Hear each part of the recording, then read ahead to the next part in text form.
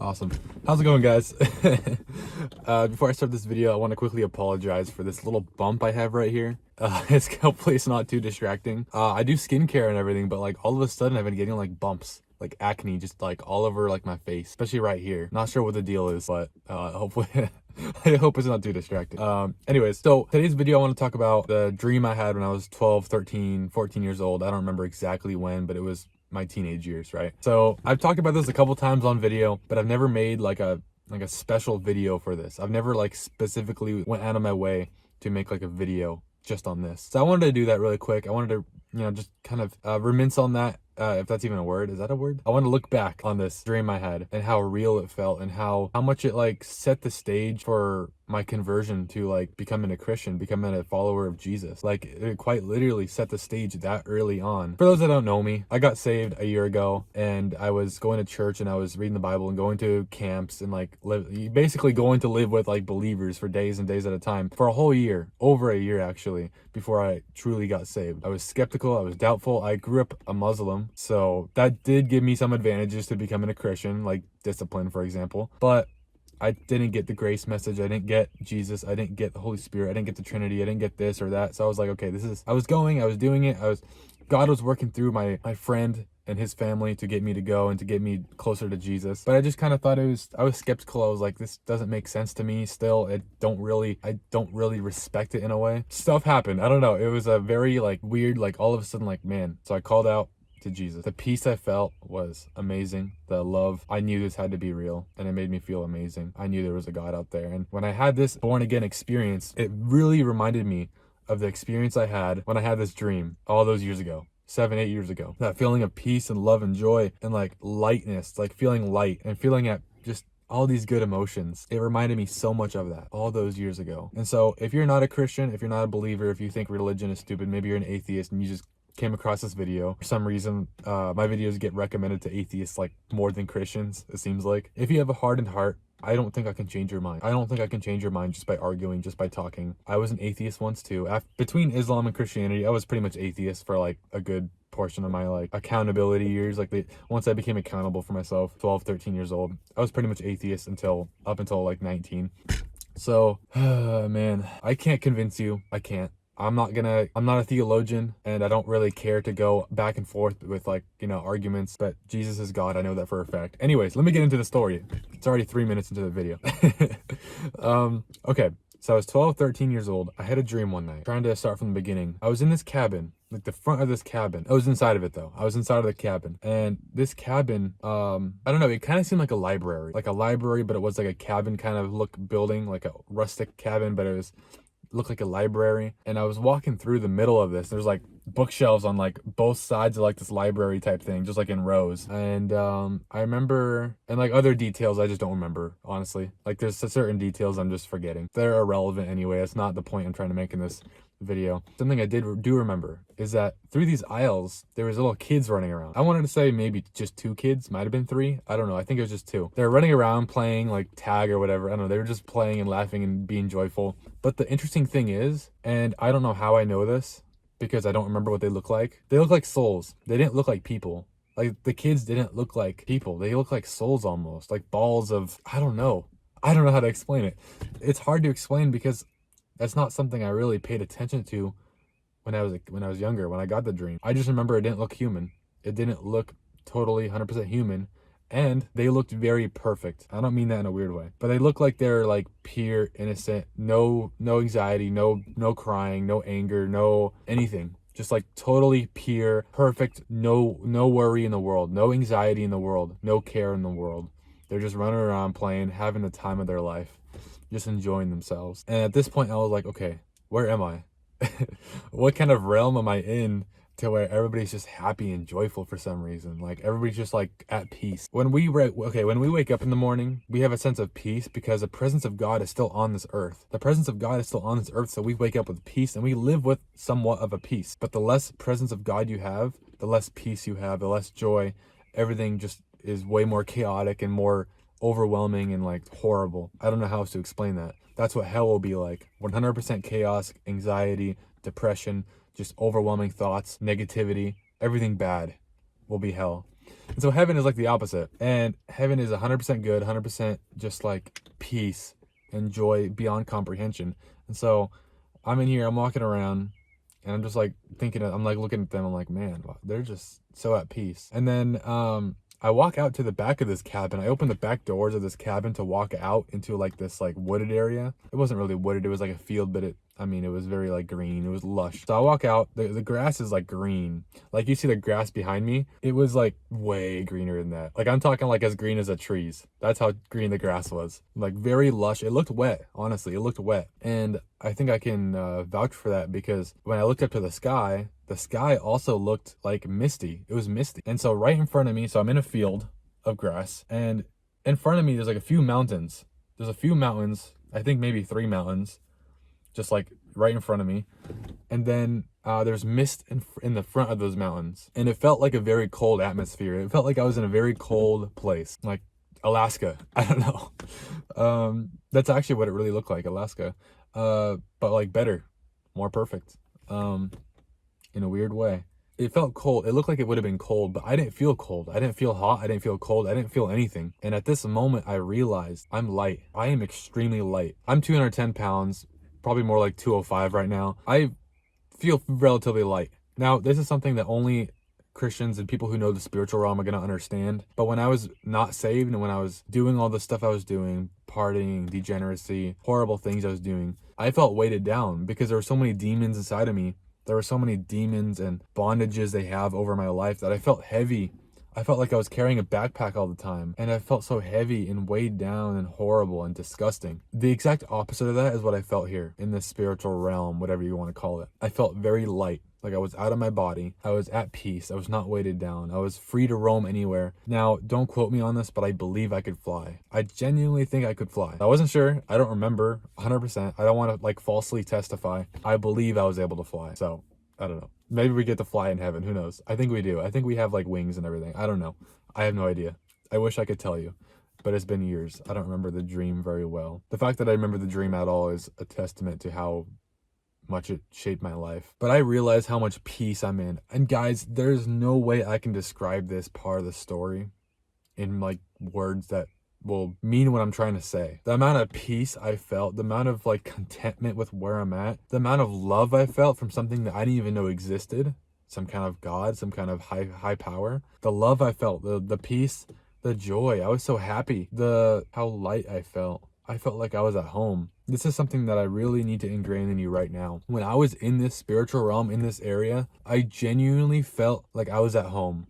Like I was where I was supposed to be. This earth is not our home. We are not supposed to be here. We don't belong here. We really don't. Our bodies do, but our soul, our feelings, our emotions, our thoughts, our own thoughts, not demonic thoughts or worldly thoughts that we get from the world, but like who we really are inside, our consciousness is not from earth. It is from the heavenly realm. I felt like I was so at home up there. And I say up there, I don't even know. I think it's just another dimension. I don't know. It looked like earth to me. The whole place looked like earth. I don't even think I was in heaven. I might have been. I don't know. I was in another realm. I was not on earth. I know that for a fact. But it looked like earth. Just more perfect. I don't know. You guys have no idea how good you're going to feel.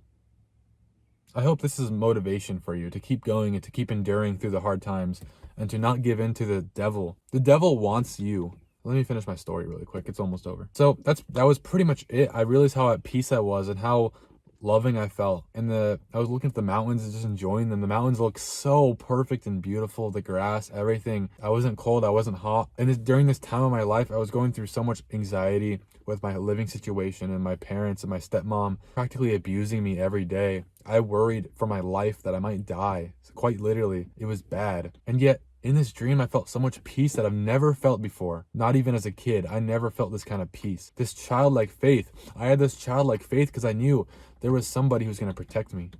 Just like how as kids, we know that our parents will protect us. As adults, we have to have God. And I knew that there was a God out there that was protecting me. And so this wasn't a vision. This was a dream. And that was pretty much it. That's all that I remember of it. But man, It was so beautiful. It was so amazing. I don't know how else to describe it. This really set the stage for my life because I realized there is something more for me out there. Everything I do, all the degeneracy, all the fights I'm getting into, all the sports I play, all the external validation that I'm looking for in other people, the fame, the people that like me, was all in vain. Something more for me out there. I don't know if that's the objective God was trying to achieve there with that dream. I don't know. It wasn't an earthly dream. I know that for a fact. No earthly dream, no demonic dream, no worldly dream or fleshly dream could lead me to feeling that way. And everything I've learned in Christianity in recent times, I've only justified what I know about the spiritual realm. But what I wanted to say earlier was the devil wants you so bad to go to hell. Like especially if you're a Christian, if you just believe in Jesus, he has a big mark on you. He has like a bigger target on you than anybody else, because the fact that you believe in Jesus, he hates you so bad. And he literally, like, the war he's winning over some of these Christians' lives with sin and all this, and secret sin and all this stuff, he is salivating at the idea of torturing these people extra, torturing these people even worse than everybody else, making these people's eternity even worse. He's literally salivating just because you believe in Jesus, just because you are a Christian, just because of how much you destroyed the kingdom of darkness. He is salivating at the idea of taking you down. I've already told you how bad hell is. I've shown you testimonies that I believe are true, that I've been convicted of. It is not a good place to be. So that is the difference. Hell and heaven are exact opposites. Worst case scenario, your life on earth sucks. You give it to God. Okay, whatever. But you're going to heaven. So just endure, keep going. Chase after good, chase after positivity. Don't get into arguments. Don't get into fights. Don't be negative. Think positively. Because I'm not saying that's going to get you to heaven, thinking positively, but it's indirectly like making you more like God, and it'll make you feel more of heaven on earth. You'll feel more of heaven on earth that way. And either way, worst case scenario, maybe you can't do that. Maybe you're too demonically oppressed. Maybe you live in a bad environment with negativity and cursing and just like addiction, drugs, and that's your environment and you can't get out of it. But you have heaven. You have heaven to look forward to. And so I just really want to ingrain in you how important it is to realize that there's more for us. That we're not meant for just this earth, but we were not made for hell. The Bible says that, we know that. Or hell was not made for us, but the demons, the fallen angels, and the Nephilim. I don't know what else to say. I don't know. I just need to ingrain that in you. I need to make it known how important it is to make the right choice and to think about eternity. Don't distract yourself from it. If you're an atheist, don't distract yourself from it. Don't think, oh, I'll die someday anyway, so I mean, gotta go have fun and enjoy my life and party. And no, dude, it is not worth it. I'd rather be a janitor, poor. I'd rather be homeless my whole life. I'd rather be in jail, have no life, no future on earth, miserable. I'd rather be that and go to heaven than to go to hell, being a billionaire and enjoying my life and having the time of my life, going to Epstein's Island. We all know they do that. They're having the time of their life over there. So whenever I see people going to these concerts, practically worshiping these celebrities, Taylor Swift, Lil Uzi Vert, all these people, it's so cringe to me. It's so like, they don't know what they're doing. They're wasting their life away going to an artist who doesn't even care about you, who is indirectly trying to get you to go to hell through the plan of the devil, through their life. Because we all know it's Satan, fallen angels, Nephilim, all the other demonic creatures, and then the World Bank families, and then the Jesuits and the Vatican, Catholic Church. And then the celebrities are at the bottom of all of this. The celebrities are the puppets. And many of them don't know. Many of them have made a deal with the devil, and they've said so. But many of them don't even know what they're doing. They're just doing what they're told. But they are doing what they're supposed to do, and that's why they're still famous. That's why they're still relevant, because they're doing what they're told to do. Taylor Swift is a witch, by the way. She knows what's going on more than anybody, and yet people idolize her. It's just so sad to me. It's so sad to me how blind people are. I've experienced the heavenly realm. I've researched the spiritual realm on purpose.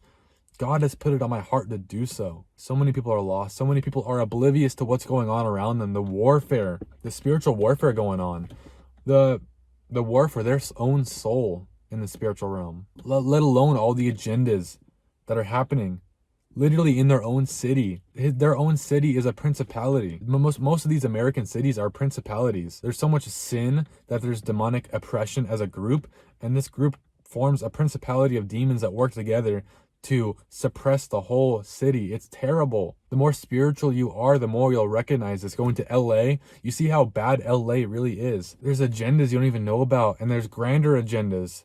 World Economic Forum is a grand agenda to perpetuate Satan's agenda, just in smaller agendas. And then there's smaller agendas below that. And I don't want to get into this tangent. I don't want people to be like overwhelmed by this. They've never heard of any of this before, and they're like, what is going on? What is he talking about? Is he crazy? There's a lot going on you don't know about.